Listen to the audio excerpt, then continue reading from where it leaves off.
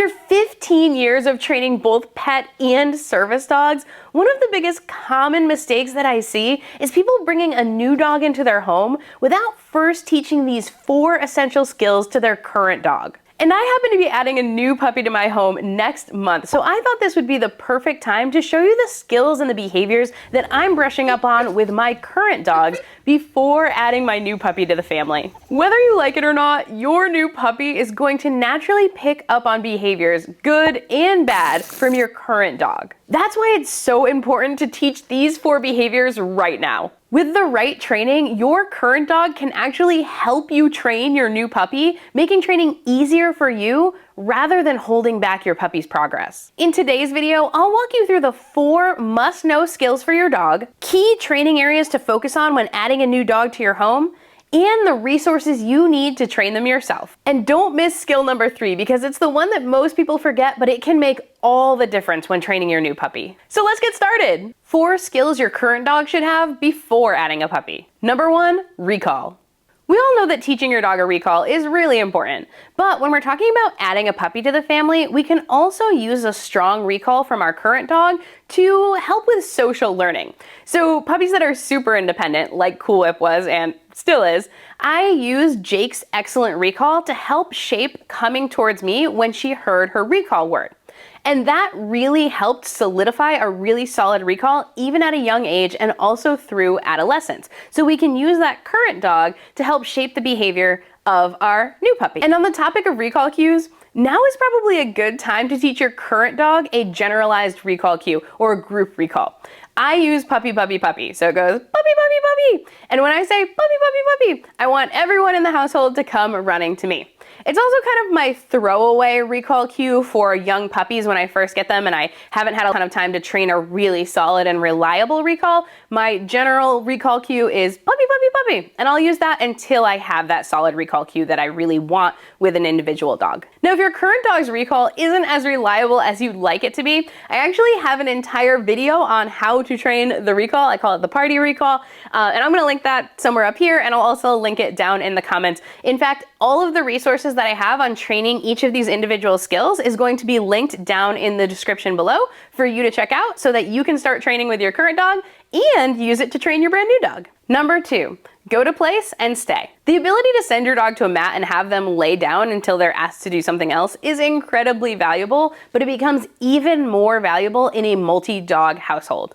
Whether you're in the kitchen and cooking a meal and you need your dogs to go to place and lay down during that so that you don't trip over them, or you're having dinner around the table and you don't want your dogs laying underneath it picking up things that you're maybe dropping, you can have them go lay over on their mats while you eat, or at the door. You know, I'm about to have a 3-dog household and it would be really easy for me to just open the door and all the dogs are just pummeling each other to get outside as quickly as possible, but I'd much rather be able to put them on a go to place and stay there and then release them one by one out the door to minimize the chaos. In a multi-dog household, having dogs that can just go to place on cue and stay there is just really valuable throughout the day. And teaching your current dog this skill now will be incredibly valuable when you're trying to wrangle a wiggly puppy. Now, having a solid go to place cue can also be used in a more advanced training scenario. So in a multi-dog household, what I like to do is have 1 dog on their place while I'm training the other dog. Or if I have 3 dogs, it's 2 dogs on their place while I'm training the other. And basically it makes it so they will go to their place and stay. I train 1 dog and then I can switch them out easily, send the dog that I'm training to place, pull the other dog off, and they start training. This is really valuable and useful in managing a multi-dog household when you're doing a lot of training.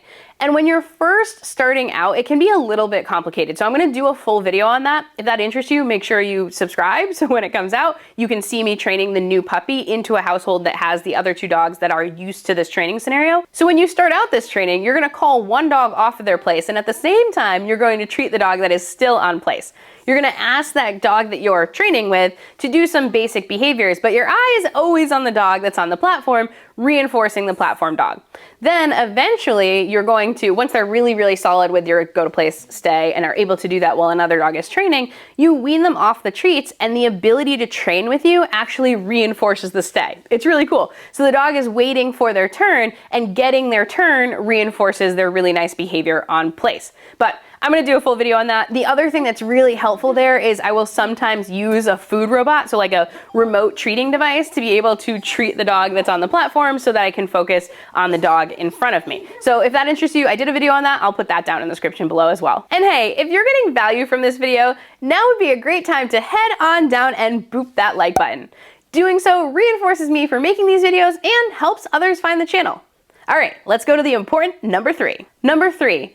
Crate training and the ability to settle. One pain point that I get often with clients is that when they add a new puppy to the household, they find it really hard to train that new puppy with the existing dog right there also wanting to interact and train. And if you're not quite ready for doing the taking turns procedure that we talked about in number 2, having a dog that settles well in the crate can be the perfect solution so that you're able to spend lots of time training with your new puppy. And if your dog isn't yet crate trained or trained to settle, now is the time to work on that skill before the new puppy comes. Because you're gonna have lots of times where you really need to work with the new puppy instead of the dog that is already trained. And having them be able to settle comfortably either in a crate or behind a barrier or in a different room is really important. And if you only have one dog right now, they're probably used to following you everywhere, being around you anytime that you're in the house. So systematically teaching settling right now away from you is going to be really helpful once you're integrating that new puppy. I also travel a lot and play dog sports, so one of the things that I do is make sure all of my dogs can settle in the crate in the car on weather appropriate days. So I will spend time having my current dog as well as my new puppy outside in their crates outside with a nice Kong, relaxing, all of that, so that they're comfortable both being crated in the house and in the car. We want them to be able to crate in a variety of locations because that's going to reduce stress in the event that maybe you go on a vacation and you want to bring your crate with you. We want to teach them to crate calmly in a variety of locations so they're comfortable no matter where you've asked them to settle. And a dog that settles well in the crate can be an excellent role model for a new puppy. When your current dog hops into a crate, lays down, relaxes, chews on their Kong or Topple, and then falls asleep, your young puppy will likely mimic that behavior, making training easier for you. So I spend time every day crating my dogs together both in the car and in the house, creating positive and relaxing associations with the car and travel. Now I do make sure that the puppy also practices being crated separately, but if you're going to crate your dog maybe twice a day between breakfast and lunchtime and then lunchtime and dinner for some period of time,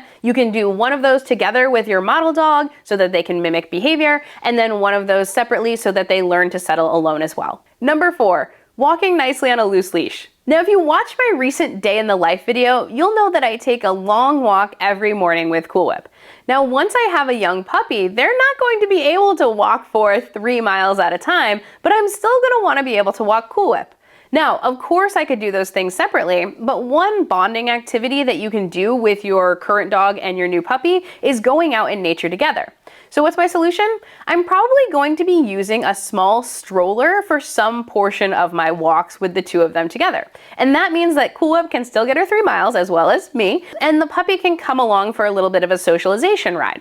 So what I need to train Cool Whip to do is to walk nicely next to the stroller so that it's easy for me to manage Cool Whip and the puppy during these adventures. And it's a lot easier to train that right now when there's nothing in the stroller than when I have a young wiggly puppy in there. So that's what we're working on. But it's not just important for your dog to walk nicely next to you when you're pushing a little puppy stroller. It's also important if you want to eventually be able to walk both of the dogs together for your current dog to have good leash walking skills. Because if your dogs can't walk well in heel positions separately, they're certainly not going to get better when they're walking together. So it's important that you teach each one of your dogs how to walk nicely on a leash separately before combining them.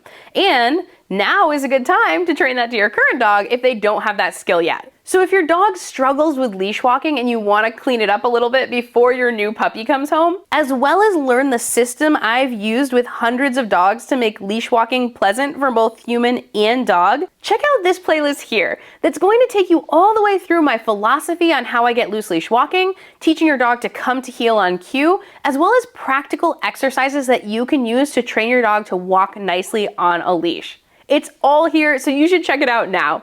You all have an awesome day and happy training.